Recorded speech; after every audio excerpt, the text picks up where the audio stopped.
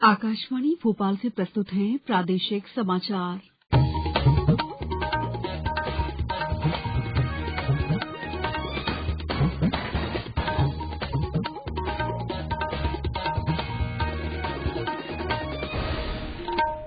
नमस्कार, समाचारों के साथ मैं दीपा सिंह। सबसे पहले मुख्य समाचार। मुरैना में आज से 3 दिवसीय कृषि मेला शुरू। मुख्यमंत्री शिवराज सिंह चौहान ने कहा, ये केवल कृषि मेला नहीं, किसानों की आय दोगुनी करने का महायज्ञ। प्रधानमंत्री ने चेन्नई मैसूर वंदे भारत एक्सप्रेस और भारत गौरव काशी दर्शन रेलगाड़ियों को हरी झंडी दिखाई। कहा, वंदे भारत रेलगाड़ी नए भारत की पहचान। प्रदेश में खाद वितरण की शिकायतों के बाद सक्रिय हुए अधिकारी, विभिन्न जिलों में गोदामों का दौरा कर दिए जरूरी निर्देश। और खंडवा जिले में बाल मृत्यु दर में कमी लाने के मकसद से कल से शुरू होगा सांस अभियान। अब समाचार विस्तार से। केंद्रीय कृषि और किसान कल्याण मंत्रालय मध्यप्रदेश सरकार के सहयोग से मुरैना में आज से 3 दिन का कृषि मेला और प्रदर्शनी आयोजित कर रहा है। किसान मेले का उद्देश्य किसानों को सरकार के किसान अनुकूल नीतियों से अवगत कराना और उन्हें अपनी आय दोगुना करने के लिए नई प्रौद्योगिकी के बारे में जानकारी देना है। केंद्रीय कृषि मंत्री नरेंद्र सिंह तोमर और मुख्यमंत्री शिवराज सिंह चौहान ने आज कृषि मेले का शुभारंभ किया। इस अवसर पर मुख्यमंत्री शिवराज सिंह चौहान ने कहा कि खेती को फायदे का धंधा बनाने के लिए प्रधानमंत्री नरेंद्र मोदी जी की जो पहल है, उसके अंतर्गत मशीनों, टेक्नोलॉजी और आधुनिक पद्धतियों का उपयोग कर किसानों की आय कैसे दोगुनी की जाए, इस संबंध में विशेषज्ञों की सलाह और मार्गदर्शन मिलेगा। उन्होंने किसानों से प्राकृतिक खेती अपनाने की भी अपील की।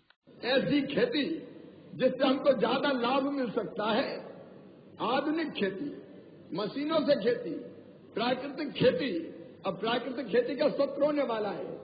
मैं इतनी अपील करना चाहता हूं आप सबसे, मैंने भी तय किया है कि मैं 5 एकड़ में पूरी में मत करना, लेकिन अगर 2.5 एकड़ 5 एकड़ जमीन है तो आधा एकड़ 1 एकड़ में जरूर प्राकृतिक खेती करके देखना। ये भी लाभकारी सौदा है किसान के लिए और धरती को बचाने का अभियान है। मैं खुद भी 5 एकड़ जमीन में इस बार प्राकृतिक खेती करूंगा। कार्यक्रम में प्रदेश के उद्यानिकी और खाद्य प्रसंस्करण राज्य मंत्री भारत सिंह कुशवाहा सहित अन्य गणमान्य जनप्रतिनिधि और नागरिक उपस्थित रहे। मुख्यमंत्री ने किसानों को संबोधित करते हुए कहा कि प्रदेश में पहले 7.5 लाख हेक्टेयर में सिंचाई होती थी, जो अब 45 लाख हेक्टेयर में हो रही है, जिसे हम शीघ्र बढ़ाकर 65 लाख हेक्टेयर करने के लिए कार्यरत हैं। सिंचाई की व्यवस्था सुचारू करने का निरंतर प्रयास किया जा रहा है ताकि उत्पादन बढ़े और किसानों की आय दोगुनी हो। साथ ही उत्पादन की लागत को कम करने के लिए भाजपा की हमारी सरकार बैंकों के माध्यम से 0% पर किसानों को ऋण देने का काम कर रही है। उन्होंने प्रधानमंत्री नरेंद्र मोदी और केंद्रीय कृषि मंत्री श्री तोमर का मध्यप्रदेश के किसानों की ओर से अभिनंदन करते हुए कहा कि इस वर्ष गेहूं को 2,125 रुपए प्रति क्विंटल के समर्थन मूल्य पर खरीदा जाएगा। प्रधानमंत्री नरेंद्र मोदी ने आज बेंगलुरु में नागप्रभु केम्पेगौड़ा की 108 फीट ऊंची कांस्य प्रतिमा स्टैच्यू ऑफ प्रॉस्पेरिटी का अनावरण किया। इससे पहले श्री मोदी ने शहर में केम्पेगौड़ा अंतर्राष्ट्रीय हवाई अड्डे के टर्मिनल 2 का उद्घाटन किया। उन्होंने केएसआर रेलवे स्टेशन पर चेन्नई मैसूर वंदे भारत एक्सप्रेस और भारत गौरव काशी दर्शन रेलगाड़ी को हरी झंडी दिखाकर रवाना किया। जनसभा को संबोधित करते हुए प्रधानमंत्री ने कहा कि कनेक्टिविटी भारत के विकास में महत्वपूर्ण भूमिका निभाएगी। वहीं कर्नाटक को पहली वंदे भारत एक्सप्रेस रेलगाड़ी मिलने पर कहा कि वंदे भारत रेलगाड़ी नए भारत की पहचान है।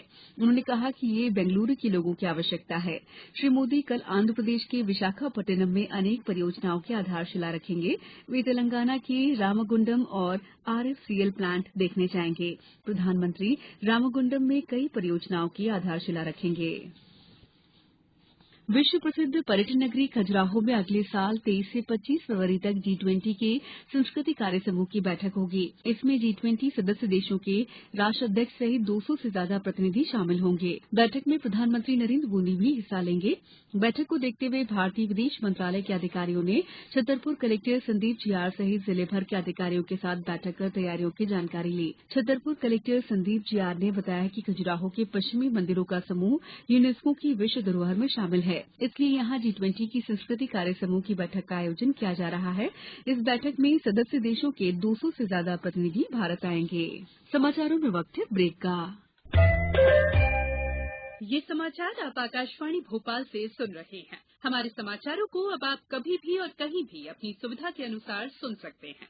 ये समाचार बुलेटिन YouTube, ट्विटर और फेसबुक पर AIR न्यूज भोपाल पेज पर भी सुने जा सकते हैं। इसके अलावा आप हमारी वेबसाइट newsonair.nic.in पर अथवा AIR न्यूज ऐप पर भी समाचार सुन सकते हैं। ब्रेक के बाद समाचारों में आपका एक बार फिर स्वागत है। रतलाम जिले के आलोट से विधायक मनोज चावला और कांग्रेस नेता योगेंद्र सिंह जादौन पर शासकीय कार्य में बाधा उत्पन्न करने का प्रकरण दर्ज किया गया है। हमारी संवाददाता ने बताया कि विधायक पर खाद उर्वरक गोदाम का खाद और उर्वरक लूटने के लिए किसानों को प्रेरित करने का आरोप है। उधर सीधी में जिला पंचायत के मुख्य कार्यपालन अधिकारी राहुल धोते द्वारा खाद वितरण केंद्र विपणन संघ सीधी और विंध्या किसान सेवा केंद्र जमूड़ी का निरीक्षण किया गया और किसानों से चर्चा की गई। उन्होंने संबंधित अधिकारियों को शासन के निर्देशानुसार सुगमतापूर्वक खाद वितरण किए जाने हेतु निर्देशित किया। वहीं छिंदवाड़ा जिले में सुचारू उर्वरक वितरण के मद्देनजर नवागत कलेक्टर शीतला पटले ने छिंदवाड़ा मुख्यालय सहित गोदाम का निरीक्षण करने के बाद मार्कफेड के उर्वरक गोदाम चौरई का आकस्मिक निरीक्षण किया। इस दौरान उन्होंने उर्वरक वितरण की व्यवस्था देखने के साथ ही किसानों से चर्चा की और उनकी समस्याएं सुनते ही अधिकारियों को आवश्यक निर्देश दिए। खंडवा जिले में बाल मृत्यु दर में कमी लाने के लक्ष्य को ध्यान में रखते हुए भारत सरकार के निर्देशानुसार कल से अगले साल 28 फरवरी तक सांस अभियान चलाया जाएगा। इसमें स्वास्थ्य कार्यकर्ता, आशा कार्यकर्ता द्वारा 5 वर्ष तक के बच्चों में निमोनिया का प्रारंभिक लक्षणों की समय पर पहचान, प्रारंभिक उपचार और उचित संस्था में रेफर और साथ ही निमोनिया के संबंध में जनजागरूकता लाई जाएगी, जिससे मृत्यु को रोका जा सके। मुख्य चिकित्सा और स्वास्थ्य अधिकारी डॉक्टर शरद हंडे ने बताया कि शीघ्र स्तनपान, पूरक आहार, विटामिन ए टीकाकरण, साफ सफाई, साबुन और पानी से हाथ धोना, घरेलू वायु प्रदूषण को कम करना जैसे सरल हस्तक्षेपों से निमोनिया के प्रकरणों में कमी लाई जा सकती है। विदिशा जिले के एकमात्र जीवित रहे स्वतंत्रता संग्राम सेनानी रघुवीर चरण शर्मा का निधन हो गया है। श्री शर्मा ने बीती रात 99 वर्ष की उम्र में अंतिम सांस ली।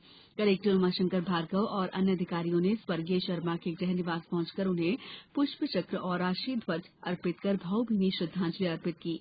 मुख्यमंत्री शिवराज सिंह चौहान ने भी शासन की अधिकृत वेबसाइट से स्वर्गीय रघुवीर चरण शर्मा को अपनी शोक संवेदना व्यक्त की है।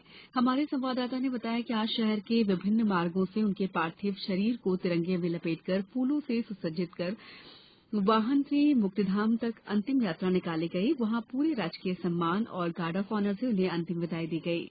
वहीं सागर के वरिष्ठ स्वतंत्रता संग्राम सेनानी राम भरोसे गोस्वामी का लंबी बीमारी के बाद 95 वर्ष की आयु में भोपाल के एक निजी अस्पताल में निधन हो गया।